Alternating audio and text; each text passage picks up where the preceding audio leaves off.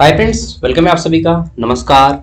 शुरू करते हैं आज का टॉपिक। ठीक है, गुड मॉर्निंग, गुड इवनिंग, जब देखते हैं गुड आफ्टरनून, तब के लिए अभिनंदन, अभिवादन, क्या बोलते हैं जी सब कुछ ना। चलिए शुरू करते हैं आज का टॉपिक। तो हम लोग करने वाले हैं अंडरस्टैंडिंग इंडिया। ठीक है, ये काम किस यूनिवर्सिटी के देगा? तो देखिए, खास तौर पे बोले तो झारखंड के जितने भी यूनिवर्सिटी हैं, रांची यूनिवर्सिटी, नीलांबर पीताम्बर यूनिवर्सिटी, ठीक है, BBMK यूनिवर्सिटी, जहां जहां पे ऑब्जेक्टिव होता है वहां वहां काम देगा यह पेपर। ठीक है, खास तौर पे आपका RU NPU में। ठीक है, जहां जहां ऑब्जेक्टिव होता है वहां वहां काम देगा। तो इसका डेली एक वीडियो आएगा शाम को। कोशिश करूंगा कल से 8 बजे आपको वीडियो मिल जाएगा। आज थोड़ा लेट हो गया, आज स्टार्टिंग डेट था रेडी करने में। ठीक है, तो कल से आपको 8 बजे डेली ये वीडियो मिलेगा अंडरस्टैंडिंग इंडिया का, जिसमें 50 क्वेश्चन रहेंगे। ठीक है, पहले मैं समझा देता हूं कि ये जो अंडरस्टैंडिंग इंडिया है, ठीक है, health wellness yoga education and understanding India, या फिर अंडरस्टैंडिंग इंडिया के साथ global citizenship education sustainable development, जो भी रखे हैं, तो 50 + 50 आएगा आपका। ठीक है, जब आपका एग्जाम सामने आएगा उस टाइम पे मैं हेल्थ वेलनेस योगा एजुकेशन का करा दूंगा।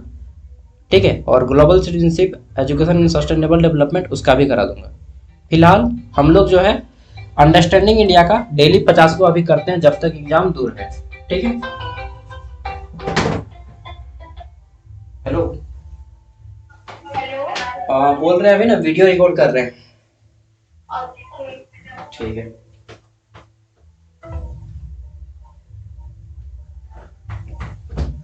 चलिए शुरुआत ही थोड़ा सा लेट हो गया, कोई बात नहीं। तो ये पेपर आपका ऑब्जेक्टिव आएगा, 50 क्वेश्चन अंडरस्टैंडिंग इंडिया से रहेंगे और 50 question global citizenship education and sustainable development या हेल्थ वेलनेस योगा एजुकेशन। ठीक है, शुरू करते हैं, टाइम वेस्ट नहीं करेंगे। तो पार्ट 1 है हमारा, इसमें 50 क्वेश्चन है। सबसे पहले आज हम लोग करने वाले हैं द लैंड ऑफ इंडिया। ठीक है, geographical setting and physical natural environment. Okay, तो देखिए, Q&A ऑब्जेक्टिव, Q मतलब क्वेश्चन, A मतलब answer, question and answer in Hindi plus English. ठीक है, चलिए शुरू करते हैं। तो बगल में गाना लग रहा है, सिगरेट के गोल गोल हवा में उड़ा वो सरकारी नौकरी ना। चलिए नेक्स्ट है हमारा पहला प्रश्न, भारत का भौगोलिक परिचय से। ठीक है, ज्योग्राफिकल सेटिंग ऑफ इंडिया। तो भारत का भौगोलिक परिचय, भारत का क्षेत्रफल कितना है? पहला प्रश्न 32,87,263 वर्ग किलोमीटर है। मैं ज़्यादा डिटेल में बात नहीं करूंगा क्योंकि 50 क्वेश्चन का वीडियो रहेगा तो टाइम लगेगा। ठीक है, 32,87,263 वर्ग किलोमीटर है भारत का क्षेत्रफल। ठीक है, किलोमीटर स्क्वायर।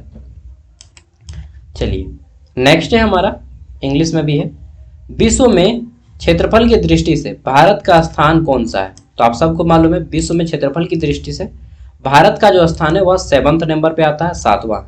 ठीक है, यानी कि भारत से भी बड़े 6 देश हैं। सबसे बड़ा देश कौन है क्षेत्रफल के आधार पे? रूस। ठीक है, चलिए हमें वो नहीं जानना है, हमें केवल भारत के बारे में पढ़ना है।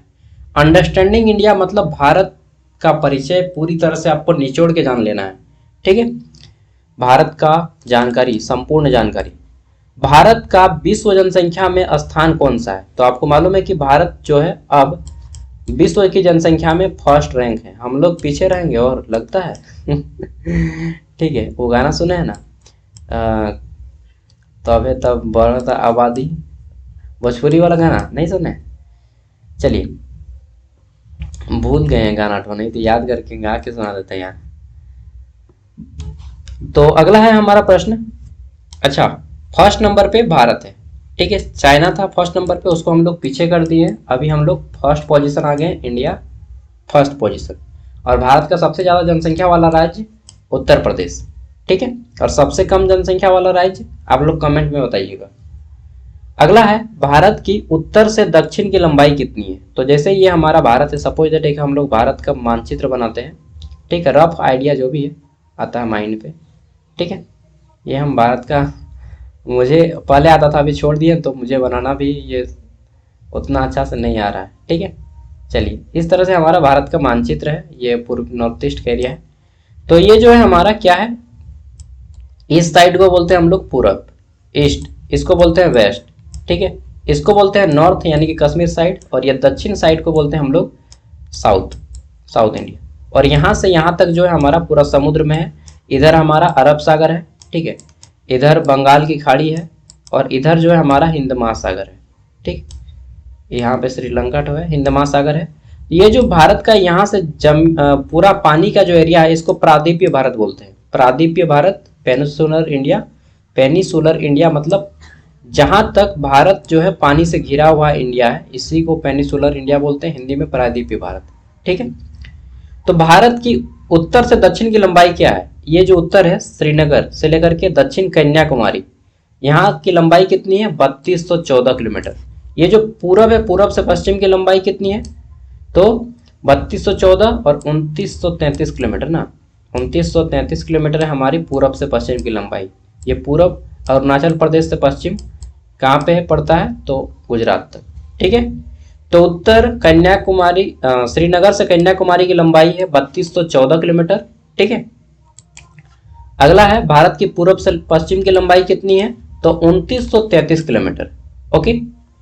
इतना जान लीजिए कि दोस्त क्या आप अंडरस्टैंडिंग इंडिया पढ़ने के बाद ना जीके आपका पूरा स्ट्रांग हो जाएगा, ठीक है। लगभग मैं अंडरस्टैंडिंग इंडिया में आपको इतना जीके करा दूंगा।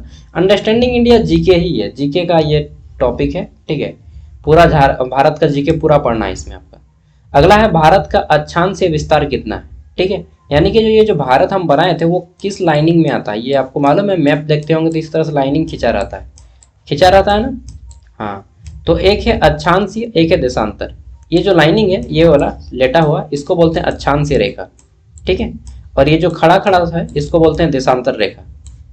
तो यही पूछा गया कि भारत का अक्षांशीय विस्तार कितना है, तो राइट आंसर हो जाएगा 8 डिग्री, ठीक है, 4 मिनट उत्तर से लेकर के 37 डिग्री 6 मिनट उत्तर तक, ठीक है। आगे देख लेते हैं नेक्स्ट। ये मतलब उत्तर इस साइड 8 डिग्री। आप समझ लीजिए इतना कि ये जो भारत है हमारा उत्तर साइड में, देखिए ग्लोब पे देखना है कि भारत कहाँ पे है, तो इस तरह से ग्लोब है हमारा, ठीक है। ग्लोब कहाँ है हम लोग? तो हम लोग इस साइड में, उत्तरी अक्षांश में, ठीक है। अक्षांश 2 भागों में बांट गया है, उत्तरी अक्षांश और ये उत्तर, ये हमारा दक्षिण। तो भारत जो है उत्तरी अक्षांश में है, ठीक है। चलिए आगे देख लेते हैं नेक्स्ट। अगला प्रश्न है भारत का देशांतरीय विस्तार कितना है? वो जो लंबा लंबा लाइन सब है वो कहाँ पे टच करता है? तो 68 डिग्री 7 मिनट से लेकर के 97 डिग्री 25 मिनट तक, पूरब से पूरब तक, ठीक है। 68 डिग्री 7 मिनट पूरब से लेकर के 97 डिग्री 25 मिनट पूरब तक। इसको जो है मैप दिखा के समझाना होगा। ऑलरेडी मैंने बहुत सारा वीडियो बनाया है इसके ऊपर, ठीक है। मैप देखिए कैसे सीखे हैं, सब यूट्यूब में डाला हुआ है। अगला है भारत का मानक समय किस देशांतर पर आधारित है? हम लोग जो बोलते हैं ना, टाइमिंग देख रहे हैं अभी 8 बज के कितना हुआ 10 मिनट। ये कहाँ से लिया गया है? तो यह लिया गया है मिर्जापुर से।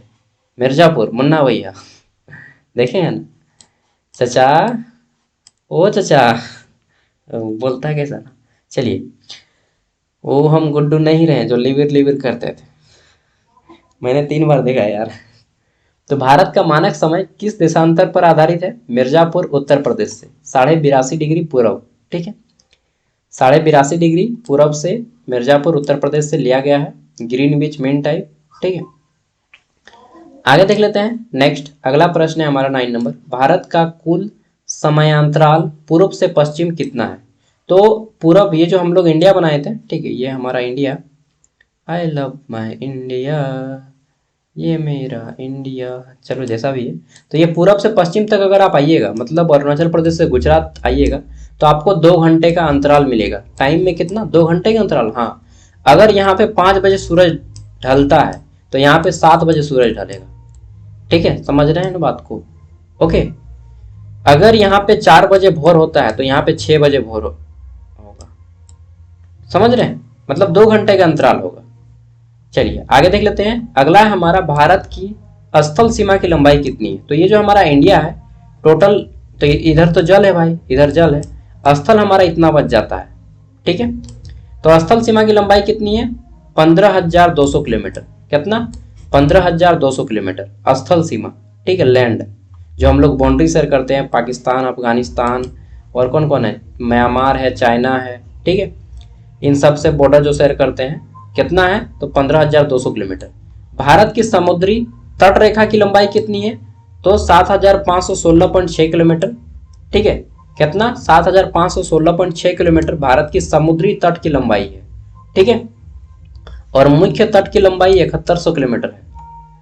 अगला है हमारा, भारत का उत्तरम बिंदु कहाँ स्थित है? तो आपको मालूम है, ये जो हम अभी भारत बनाए थे, ठीक है, फटाक के बनाते हैं भारत, ये जो हमारा है उत्तर, अरे यार जल्दी बनो भाई, उत्तर।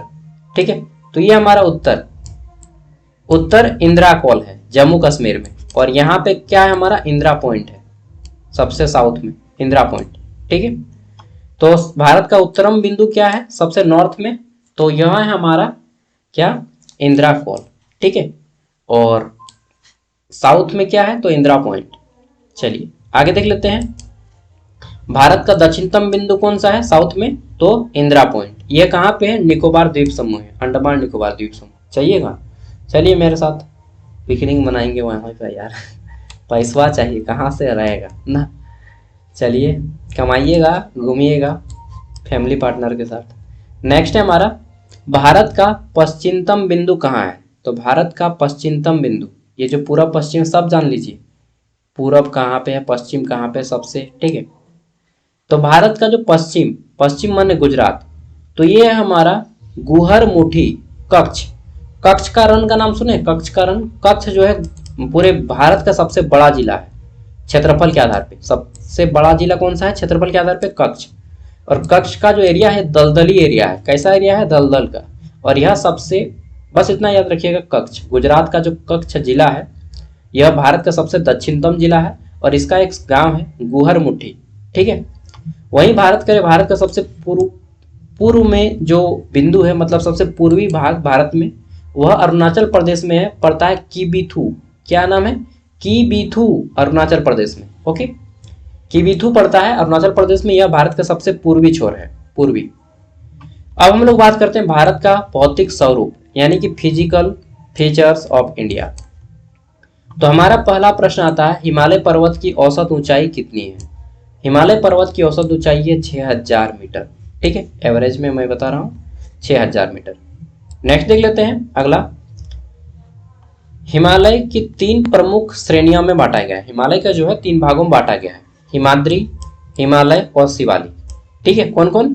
हिमालय के तो कौन कौन 3 श्रेणियों में बांटा गया है? हिमाद्री, हिमालय और शिवालिक। अगर ऑप्शन में दे दे ए बी सी और डी दे दे इनमें से सभी, तो आपको मानना है इनमें से सभी।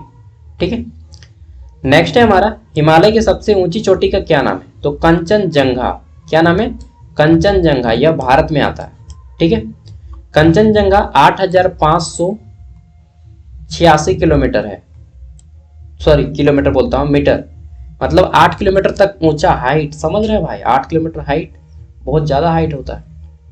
कंचनजंगा 8546 मीटर है ऊंचाई इसकी, हाइट इसकी। जाइएगा? अरे भाई बाद में जाना, पहले पारसनाथ जाके घूम लीजिए। जो नहीं गए झारखंड में, पारसनाथ जाके घूम लीजिएगा। ठीक है, झारखंड का सबसे ऊंचा पर्वत है, 1600 कितना मैं भूल गया यार, 1661 किलोमीटर में कितना है।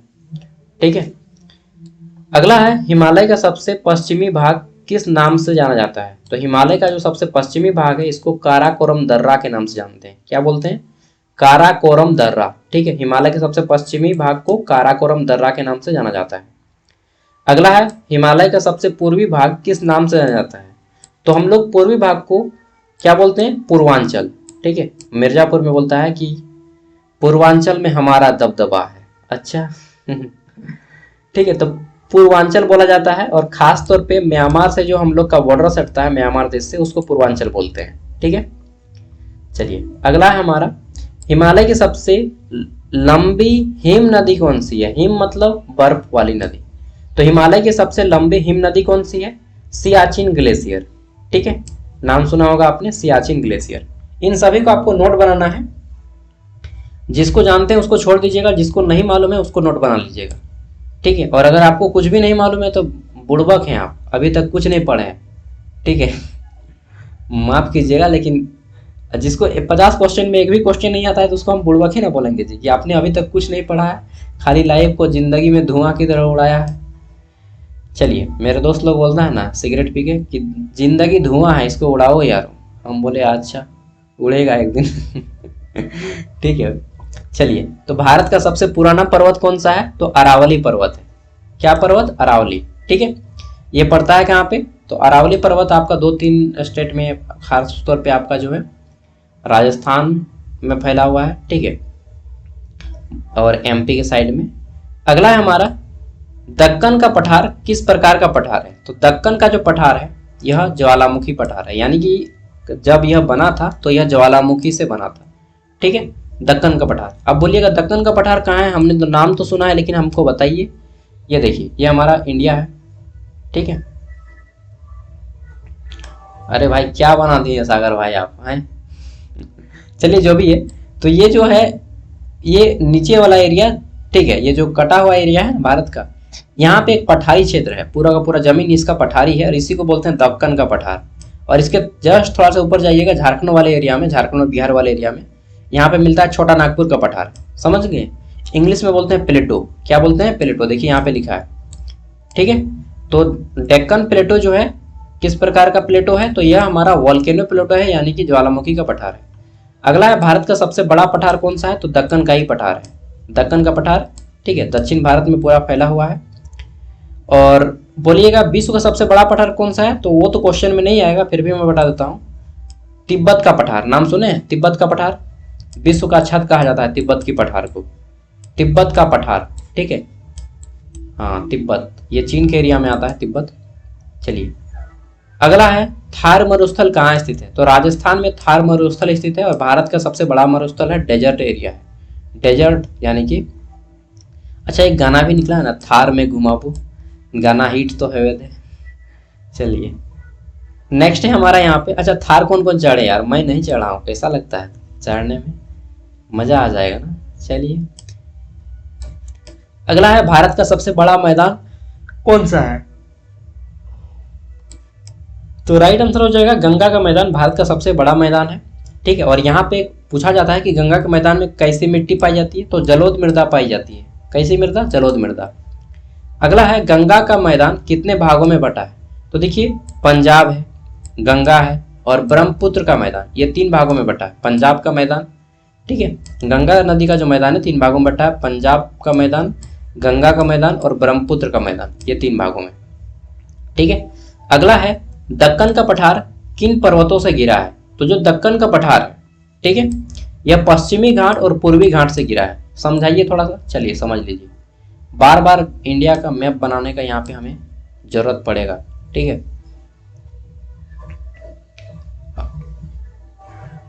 रे बब्बा आजकल कर छोड़ा मन सुने डिस्को गाना रे। हम जहाँ पे रहते हैं ना वहाँ पे डेली गाना एकदम लगा देता है इन लोग। ठीक है, अब क्या बताएं, इसीलिए मुझे माइक वगैरह अलग से लेना पड़ा, रूम को थोड़ा सेपरेट करना पड़ा, नहीं तो साउंड आने लगता है। फिर भी आता है, आप लोग को नहीं सुनाई देता होगा। तो पश्चिमी घाट और पूर्वी घाट तक फैला है। ये जो दक्कन का पठार है, मैंने क्या बोला था कि साउथ का एरिया आता है दक्कन का पठार में, इसको बोलते हैं पूर्वी घाट। क्या बोलते हैं? ये पूर्वी घाट। ये जो एरिया है इसको बोला जाता है, ये जो तट एरिया है इसको बोलते हैं पूर्वी घाट, और इसको जो बोलते हैं इसको बोलते हैं पश्चिमी घाट। क्या बोलते हैं? पश्चिमी घाट। तो पूर्वी घाट से पश्चिमी घाट तक फैला है। दक्कन का पठार कहाँ तक फैला है? पूर्वी घाट से पश्चिमी घाट। समझ गए ना, ये साइड वाला एरिया। अगला है हमारा यहाँ पे क्वेश्चन तो खत्म हो गया जी, कहाँ खत्म हुआ है, अभी बहुत ज्यादा बाकी है। पूर्वी घाट की सबसे ऊंची चोटी कौन सी है? तो पूर्वी घाट की जो सबसे ऊंची चोटी है, यानी कि अरुणाचल प्रदेश में, ठीक है, साइड में। मतलब पूर्वी घाट जब भी बोलेंगे ना तो ये हमारा एरिया खास तौर पे आएगा जो समुद्र वाला एरिया। और यहाँ पे एक हमारा राज्य है जिसको हम लोग बोलते हैं ओडिशा। ठीक है, ओडिशा में एक चोटी है जिसको हम लोग जिंदा घड़ा बोलते हैं। ठीक है, जिंदा घड़ा। तो ये जो है ओडिशा में पूर्वी घाट की सबसे ऊंची चोटी है। ठीक है, चलिए नेक्स्ट है हमारा अगला, पश्चिमी घाट की सबसे ऊंची चोटी कौन सी है? पश्चिमी घाट की सबसे ऊंची चोटी, अब ये पश्चिम साइड में आ जाइए, इस साइड में। ठीक है, तो ये आपका अनेमुंडी, गलत लिखा है, मतलब यार अनाईमुंडी बोला जाता है। ठीक है, अनाईमुंडी बोला जाता है या अनाईमुंडी, जो भी बोलिएगा। तो यह जो पश्चिमी घाट की सबसे ऊंची चोटी है। आगे देख लेते हैं, नेक्स्ट है हमारा, ये सब पहाड़ का नाम है, पहाड़ का। यूट्यूब में सॉरी मैप में आप गूगल में सर्च करके देखिएगा कैसा पहाड़ है। ठीक है, भारत का प्राकृतिक पर्यावरण के बारे में आप जानते हैं। ठीक है, नेचुरल एनवायरनमेंट ऑफ इंडिया। तो हमारा प्रश्न है यहाँ पे, भारत की सबसे लंबी नदी कौन सी है? तो भारत की सबसे लंबी नदी है गंगा, कितना किलोमीटर लंबा है? 2500 कितना 25 किलोमीटर, 2525 किलोमीटर। हाँ, झारखंड में भी लगभग 78 किलोमीटर गंगा नदी ट्रेवल करती है साहेबगंज जिला में। ठीक है, नेक्स्ट है हमारा यहाँ पे गंगा का उद्गम स्थल कहाँ है? तो गंगा जो है गंगोत्री ग्लेशियर से निकलती है। ठीक है, गोमुख से गंगोत्री ग्लेशियर से निकलती है गंगा नदी। आगे देख लेते हैं। और भारत की राष्ट्रीय नदी भी है, national river of India. Okay, Yamuna नदी का उद्गम स्थल कहाँ पे है? तो यमुना जो है यमुनेत्री से, जैसा गंगा गंगोत्री से निकलती है, वैसा यमुना जो है यमुनोत्री से निकलती है। कहाँ से? उत्तराखंड राज्य से। दोनों उत्तराखंड, गंगोत्री भी उत्तराखंड में है और यमुनोत्री भी उत्तराखंड में है। उत्तराखंड जो है एक तरह से बोलें कि यह काफ़ी मतलब हिल स्टेशन एरिया है, और अगर आप जाइएगा ना तो लव हो जाएगा नेचर से। ठीक है, अगला है ब्रह्मपुत्र नदी का उद्गम कहाँ पे है? तो देखिए, ब्रह्मपुत्र नदी मानसरोवर झील के निकट है। कहाँ पे? तिब्बत में मानसरोवर झील के निकट है ब्रह्मपुत्र नदी। ठीक है, ब्रह्मपुत्र को बांग्लादेश में पद्मा के नाम से जाना जाता है। ठीक है, और गंगा नदी को बांग्लादेश में क्या बोलते हैं यार, भूल गए हैं, पद्मा के नाम से ब्रह्मपुत्र को, और गंगा नदी को क्या बोलते हैं, क्या जो नाम था, जमुना ने क्या बोलते हैं। ठीक है, चलिए जो भी नाम था, अच्छा पद्मा गंगा नदी को बोलते हैं और ब्रह्मपुत्र को जमुना बोलते हैं। ठीक है, सॉरी। आगे देख लेते हैं। नेक्स्ट अगला प्रश्न है हमारा यहाँ पे, गोदावरी नदी का उद्गम स्थल कहाँ पे है? तो देखिए, गोदावरी जो है साउथ इंडिया में बहती है। कहाँ पे? साउथ इंडिया, दक्षिण इंडिया, दक्षिण भारत में। ये जो है, ये इंडिया का जो पार्ट है, ये साउथ इंडिया में गोदावरी नदी बहती है। ठीक है, और यह महाराष्ट्र से निकलती है। कहाँ पे? मतलब महाराष्ट्र से निकल के ये इस साइड में बहती है। ठीक है, साउथ इंडिया में। तो महाराष्ट्र के त्र्यंबकेश्वर, नाम सुने होंगे इस एरिया का, याद कर लीजिए। क्यों फेमस है? क्योंकि यहीं से गोदावरी नदी निकलती है, और गोदावरी को दक्षिण भारत की गंगा कहा जाता है, और साथ में वृद्ध गंगा, क्या बोला जाता है? वृद्ध गंगा। दक्षिण भारत की सबसे लंबी नदी है भाई गोदावरी। ठीक है, मैं उस दिन आ रहा था तमिलनाडु से, मैंने वीडियो भी बनाया था, यूट्यूब में भी डाला है गोदावरी नदी का। ठीक है, तो गोदावरी नदी दक्षिण भारत की सबसे लंबी नदी है, त्र्यंबकेश्वर महाराष्ट्र से निकलती है और साउथ इंडिया में बहती है। ठीक है, चलिए। अच्छा, मैं तमिलनाडु गया था, लेकिन मुझे जरा सा भी फील नहीं हुआ कि मैं दूसरे स्टेट आया हूँ। मतलब हर आदमी लगभग सेम है यार, कोई उतना कुछ खास नहीं, मतलब होता है भिन्न भेदभाव ना, हमको तो ऐसा कुछ नहीं देखने को मिला। ठीक है, बहुत आदमी आराम से बात कर रहा था, और हिंदी वहाँ पे भी सबको समझ में आता है। इतना हर किसी को आता है साउथ इंडिया में भी कि हिंदी आराम से समझ लेता है आदमी। ठीक है, कोई कोई है जो कि नहीं समझ पाता है, उसको तमिल में थोड़ा बहुत समझा लीजिएगा। थोड़ा मतलब हम क्या करते थे, जब समझ में नहीं आता था तो हम ट्रांसलेट कर लेते थे तमिल से इंग्लिश या तमिल टू हिंदी। ठीक है, पापड़ एक दिन लेने का था तो अपलम बोले, पानी को तन्नी बोला जाता है। ठीक है, धन्यवाद को नंदरी बोलते हैं। चलिए, बहुत है उसी तरह से। ठीक है, आगे देख लेते हैं। तो गोदावरी नदी को किस नाम से जाना जाता है? तो दक्षिण गंगा के नाम से जाना जाता है। ठीक है, और गोदावरी नदी दक्षिण भारत की सबसे लंबी नदी है, वृद्ध गंगा के नाम से भी जाना जाता है। भारत की सबसे बड़ी नदी घाटी कौन सी है? अब बोलिएगा नदी घाटी, हाँ सबसे बड़ी नदी गंगा, लेकिन जब बोले नदी घाटी तो बोलते हैं गंगा ब्रह्मपुत्र नदी घाटी। मतलब गंगा और ब्रह्मपुत्र नदी मिलके एगो घाटी बनाता है। ठीक है, गंगा नदी और ब्रह्मपुत्र नदी मिलके एक घाटी बनाता है, जिसको गंगा ब्रह्मपुत्र घाटी बोलते हैं। इंग्लिश में बोला जाता है बेसिन। बेसिन मतलब तो हाथ धोने वाला बेसिन होता है, लेकिन बेसिन मतलब घाटी भी होता है। ठीक है, तो गंगा ब्रह्मपुत्र बेसिन बोलते हैं, जो कि सबसे बड़ा है, विश्व का सबसे बड़ा है, भारत का ही नहीं, इवन वर्ल्ड में सबसे लार्जेस्ट बेसिन है। सबसे बड़ा बेसिन कौन सा है? गंगा ब्रह्मपुत्र बेसिन। ठीक है, नेक्स्ट है हमारा, अच्छा पूछेगा कि भारत का सबसे बड़ा डेल्टा कौन सा है? तो सुंदरवन डेल्टा। विश्व का सबसे बड़ा डेल्टा कौन सा है? सुंदरवन डेल्टा। ठीक है, सॉरी, विश्व का सबसे बड़ा डेल्टा है सुंदरवन डेल्टा, और विश्व का सबसे बड़ा घाटी है अमेजन बेसिन। सॉरी, मैंने गलती बताया, विश्व का सबसे बड़ा बेसिन है अमेजन बेसिन। अमेजन नदी का तो नाम सुने होंगे हर कोई। ठीक है, और विश्व का सबसे बड़ा डेल्टा अगर पूछे तो सुंदरवन डेल्टा होगा, जो कि पश्चिम बंगाल में स्थित है, और ये गंगा ब्रह्मपुत्र घाटी भी आपका पश्चिम बंगाल में पड़ता है। ठीक है, अगला है भारत का सबसे बड़ा डेल्टा कौन सा है? सुंदरवन डेल्टा। कहाँ पे स्थित है? पश्चिम बंगाल में, वेस्ट बंगाल में। ठीक है, मैं गया था वेस्ट बंगाल इसरो का एग्जाम देने, और मैं घूम के गया था, ओपनली बताता हूँ यार। ठीक है, मैं गया था, मेरा दोस्त ले गया था, मैं नहीं गया था। ठीक है, कौन कौन जानते हैं इस एरिया को? लेकिन मैं ईमानदारी से बताता हूँ, हाथ रख लेता हूँ लेफ्ट साइड में, मैं कुछ नहीं किया। ठीक है, मुझे देख के वहाँ पे ना उल्टी आने लगा, एकदम घिन जैसा। ठीक है, इस एरिया को कौन कौन नाम सुने हैं? मैं गया था, आप लोग के सामने मैं खुल के बोलता हूँ, दोस्त जैसा। मैं टीचर वगैरह हूँ, लेकिन मैं पहले दोस्त हूँ, क्योंकि दोस्त की तरह से मैं आपको अच्छे तरह से समझा पाऊंगा। ठीक है, इस एरिया को मैं गया था खोजते खोजते मैप देख देख के। ठीक है, तो भूतनाथ था, भूतनाथ से फिर हम लोग लॉन्च से उतरे, हुगली नदी में नहा लिए और फिर उधर गए थे। मुझे उल्टी आने लगा, इतना गंदा एरिया था क्या बताएं। ठीक है, मेरा दोस्त तो चला गया जो मेरे साथ आया था, वही हमको ले गया था, वही। ठीक है, वो एडवोकेट है। चलिए, जो भी था एक्सपीरियंस अच्छा था लाइफ का, हम घुसे नहीं हैं। ठीक है, ऐसा मत सोचिएगा, ईमानदारी से बोलता हूँ, मैं घुसा नहीं था, मैं बाहर में ही रुक गया। और मतलब गली में ही रुक गया। ठीक है, गली जैसा है वो, गली में ही रुक गया। चलिए, वो सब एरिया इमेजिन कर सकते हैं कि वहाँ का जो लोग है ना बहुत बुरी परिस्थिति में रहता है। ठीक है, चलिए, सब जाने का एरिया जगह नहीं है।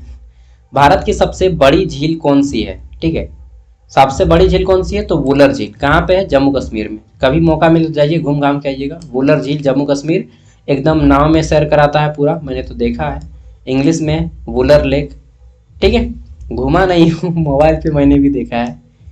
अगला है, भारत की सबसे बड़ी खारे पानी की झील कौन सी है? ठीक है, अच्छा, ये जो है भारत की सबसे बड़ी झील, ठीक है, ये आपका कश्मीर में तो है।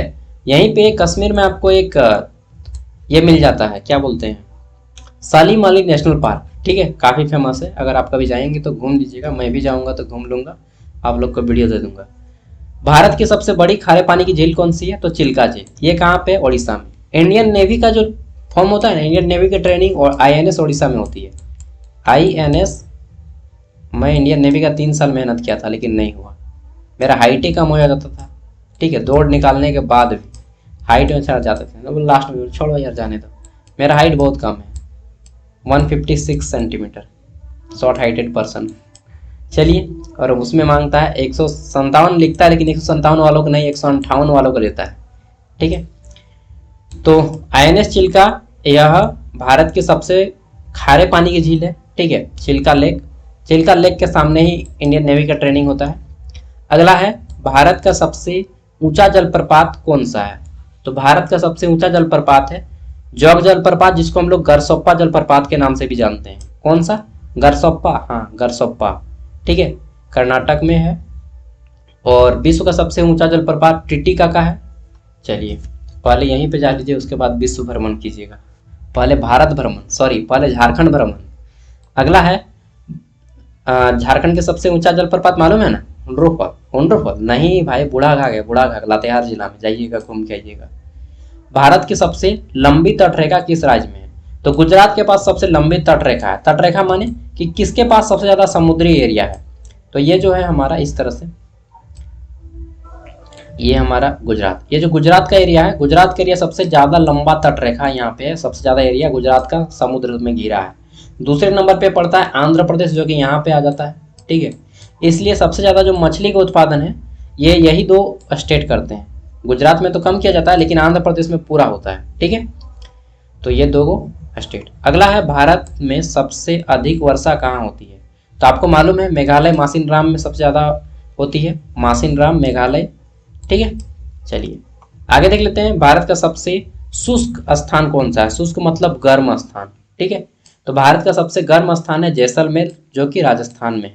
ठीक है, बीकानेर और जैसलमेर दोनों एरिया है, बीकानेर का भी और जैसलमेर का भी। अगला है, भारत का सबसे ठंडा स्थान कौन सा है? तो सियाचिन एरिया है, सियाचिन का नाम सुने होंगे, यह भारत का सबसे ठंडा स्थान है। ठीक है, लेकिन आपको अगर सियाचिन ना दे तो द्रास लद्दाख भी दे सकता है, क्योंकि यहीं पे पड़ता है जनरली। ठीक है, द्रास लद्दाख, सियाचिन द्रास लद्दाख, यही सब एरिया सबसे ठंडा है। ठीक है, यह द्रास एरिया का नाम है, सियाचिन के ही सामने है। लद्दाख, लद्दाख तो एक पूरा का पूरा जिला है, ठीक है। अरे यार कीड़ा सा बजाता है। अगला है भारत का सबसे गर्म स्थान कौन सा है, ठीक है। तो भारत का सबसे गर्म स्थान कौन सा है, राजस्थान में ही होगा। क्यों, क्योंकि यहाँ पे वर्षा सबसे कम होती है, ठीक है। फालोदी, फालोदी, हाँ फालोदी राजस्थान में पड़ता है, सबसे गर्म स्थान है। और बोलिएगा सबसे ज्यादा गर्मी किस राज्य में देता है, तो भाई तमिलनाडु में सबसे ज्यादा गर्मी देता है, ठीक है। अगला है भारत का सबसे अधिक आबादी वाला राज्य कौन सा है, तो आपको मालूम है कौन है जी, यूपी, यूपी, यूपी, ठीक है। कहाँ गए लग रहे भाई, यूपी, उत्तर प्रदेश। ये इतना बड़ा राज्य है कि अकेले पाकिस्तान की जनसंख्या से भी बड़ा है। क्या बात करते हैं, सही में, ठीक है। अगला है हमारा भारत का सबसे कम आबादी वाला राज्य कौन सा है, ये मैंने पूछा था, सिक्किम। चलिए अभी मैं लास्ट में और एक क्वेश्चन दूंगा, भारत का सबसे बड़ा, ठीक है, राज्य क्षेत्रफल की दृष्टि से कौन सा है। सबसे बड़ा राज्य क्षेत्रफल की दृष्टि से राजस्थान है, और सबसे छोटा राज्य कौन सा है, वही क्वेश्चन आएगा अब, गोवा, ठीक है। अब चलिए मैं पूछता हूं, ठीक है, क्वेश्चन ध्यान से सुनिएगा। कौन सा क्वेश्चन पूछेंगे, हाँ, भारत का सबसे बड़ा, ठीक है, केंद्र शासित प्रदेश कौन सा है। फंस गए, अरे वाह वाह ना। भारत का सबसे बड़ा केंद्र शासित प्रदेश कौन सा है, अकॉर्डिंग टू एरिया, क्षेत्रफल के आधार पे, क्योंकि राज्य तो हर कोई याद करता है, क्षेत्रफल के आधार पे आपको केंद्र शासित प्रदेश का नाम बताना है, ठीक है। सबसे बड़ा क्षेत्रफल के आधार पे केंद्र शासित प्रदेश। इससे दो चीजें पता चलती है कि आपको नॉलेज है थोड़ा बहुत, और दूसरा चीज ये है कि आपने वीडियो को लास्ट तक देखा है, दिल से थैंक यू, ठीक है। और इसी तरह से हम आपको डेली शाम को एक वीडियो दिया करेंगे। आज लेट हो गया, कल से आपको जल्दी मिलेगा वीडियो, ओके बाय। और आप लोग नोट्स रेडी करते जाइएगा, जिस क्वेश्चन का आंसर नहीं आता हो आप लोग नोट्स रेडी करते चलिएगा, ओके। मैं एकदम पूरा डिटेल में पढ़ाऊंगा, इतना डिटेल में कि आज तक इतना डिटेल में मैंने कभी नहीं पढ़ाया होगा, उतना डिटेल में, ठीक है। Thank you.